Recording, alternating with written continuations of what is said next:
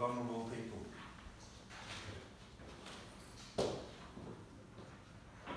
Okay, there are vulnerable people that shouldn't be at work during level 3, or don't have to be at work. That's over 70. I don't think anybody here is over 70. I'm probably the closest risk to that. Underlying health conditions, so if you've got a health condition, particularly around your lungs, you don't want to get COVID, so maybe you shouldn't be at work. And those caring for at-risk people, okay? If someone else, if you've got an old person with you at home, then maybe you shouldn't be at work as well. So anybody that is vulnerable must let us know at the start before you go to work. We have some people that are working at the moment who are at risk, but they've decided to come back to work.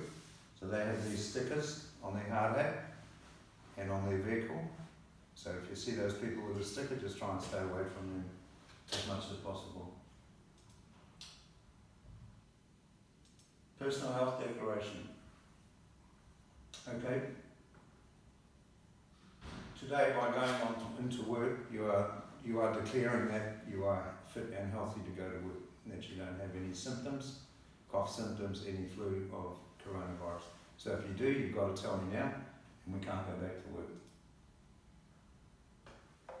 At the gatehouse, when we sign on to come into site, and on the risk control plan, there's a part that says I am free of illness. So you must, as you go into site, we'll get other people to sign on for you, so you don't have to touch the pen, but you are declaring by going onto site that you are fit to go onto site.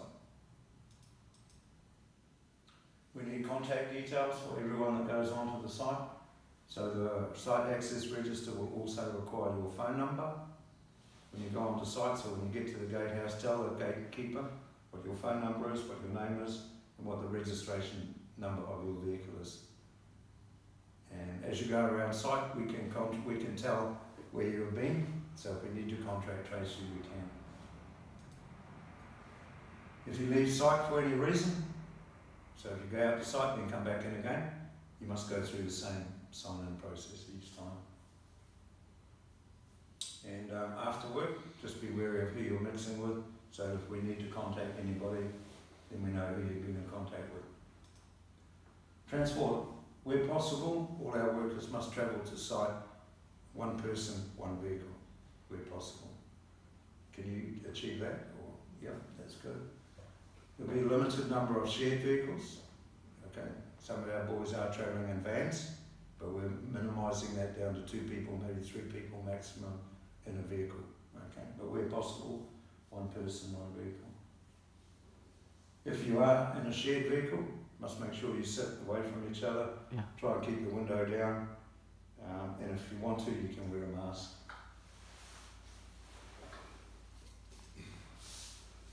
Private vehicles, we are allowing private vehicles onto site at the moment. So if you've got your own vehicle, we are allowing you to take it all the way in. But there's a couple of reasons. It must have a current warrant of fitness, your vehicle. Must have a suitable road clearance. So the tyres can't be really low because we're on unsealed road. You must follow in a vehicle with a radio in it. If you're taking your own vehicle onto site, you must follow somebody else with a vehicle that can do the call-ups with you. Yep. You must travel with your headlights on and the hazard lights flashing on your vehicle as you go in. And your vehicle must be insured. So if you bring your own vehicle onto site, you'll be asked the questions at the gatehouse. We are staggering and the crew start times. So some people are starting at different times during the day, just so we don't have a whole lot of people all at once on site. Okay. So find out what time you're starting. When you get to the gatehouse, don't go into the gatehouse. You don't have to go into the house. Just go up to the door and speak to the guy on the other side, the gatekeeper, Ian, and Ian will fill your name in before you head into site, so you don't have to touch a pen. I suggest you take your own pen with you, so that when you are on site, if you do have to sign on to something, you can use your own pen. There's a one-way system at the gatehouse. When you come in, you must stop, walk up this way, speak to the gatekeeper, and then come out this way. Make sure you keep 2 metres apart from each other as much as possible. And be patient at the gatehouse, because it can be a bit slow going through there. Physical distance. At the moment, under level 3, our non-negotiable rules must keep at least 2 metres away at all times. 1 metre is okay, but only for a short period. You can't stay in that 1 metre space for any long length of time. So if you're doing a job and you can't do it with more than 1 metre space, then we can't do the job. So if you two boys, Jesse and Joe, you're working on tying some steel, and you have to be within a metre, then we can't, we've got to look at some other way of doing it, okay? And we are serious on site, must keep that distance. Site arrival times are being staggered, so that we're not having too many people at once. Smoko breaks are being staggered, sending off maybe 9:30, one team for smoker, 10 o'clock the next, 10:30 the next, okay? We brought additional facilities onto site. We now have got 4 additional smoko rooms and 2 additional offices. So each crew can have a smoker in its own little room, its own space. Right?